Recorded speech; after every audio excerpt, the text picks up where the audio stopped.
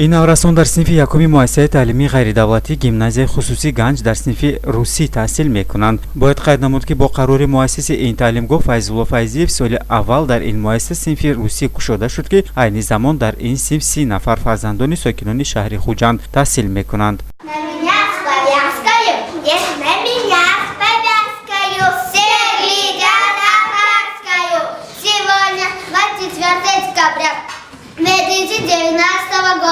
Мамлакат Ҳакимова роҳбари синфи ин хонандагон шогирдонашро ба 5 гурӯҳ тақсим намуду аз фанни математика дарс мегузашт. Гурӯҳҳо бошанд секунҷаву чоркунҷа, росткунҷаву бисёркунҷа ва ромб ном доштанд. Дар дарси ҳисоботии фарзандон падару модар ва маъмурияти таълимгоҳ иштирок дошт. Закрепить умение сравнивать числа, закрепить умение решать задачи на нахождение остатка и нахождение суммы.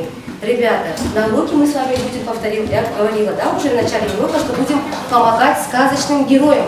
Но для этого вам нужно разгадать загадку. Ба гуфти Мамлакат Ҳакимова омӯзгори синфҳои ибтидоӣ дарсгузарӣ бо ин тарзро наврасон зуд аз худ мекунанду фаромӯш намешавад. Наша команда называется треугольник.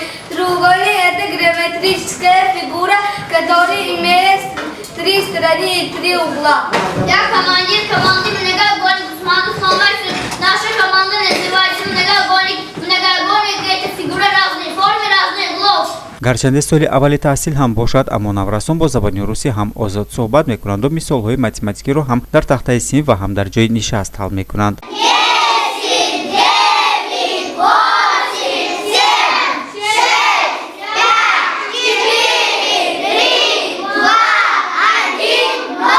дар баробари он ки дар тахтаи синфи акси қаҳрамонони афсонавӣ буду, худи хонандаҳо низ бо либосҳои ҳайвоноти афсонавӣ рафти дарсро ҷолибтар менамуданд. Хирсу Заргушу Гургурубоҳ аз дохили дастпӯшак саволҳоро пайдо карданд, дигарон бошанд дар ҷои нишаст ҳал мекарданд. Рукавичку потерял, рукавичку новую, теплый, пуховый. Да, ребята, посмотрите, кто к нам торопится. Кто торопится рукавички? Я и от холода дрожу. Рукавичка – это норка, побегу я к ней пригорка. Это норка новая, теплая, пуховая. маъмурияти муассиса ки рафти дарсро назорат мекард гуфтанд ки дар 45 дақиқаи дарсӣ ба ин миқдор саволҳо ҷавоб гуфтан мушкил аст, аммо ҳозирҷавобии хонандаҳо бозгӯи он аст ки омӯзгор Мамлакат Ҳакимова ба 30 нафар шогирдони наврасаш 45 дақиқаро хуб тақсим кардааст ки ягон нафаршон бебаҳо намонд. Волидайн бошанд дар навбати худ ба ҳукумати ҷумҳурии Тоҷикистон ва маъмурияту омӯзгор барои саводнокии фарзандонашон ташаккур гуфтанд.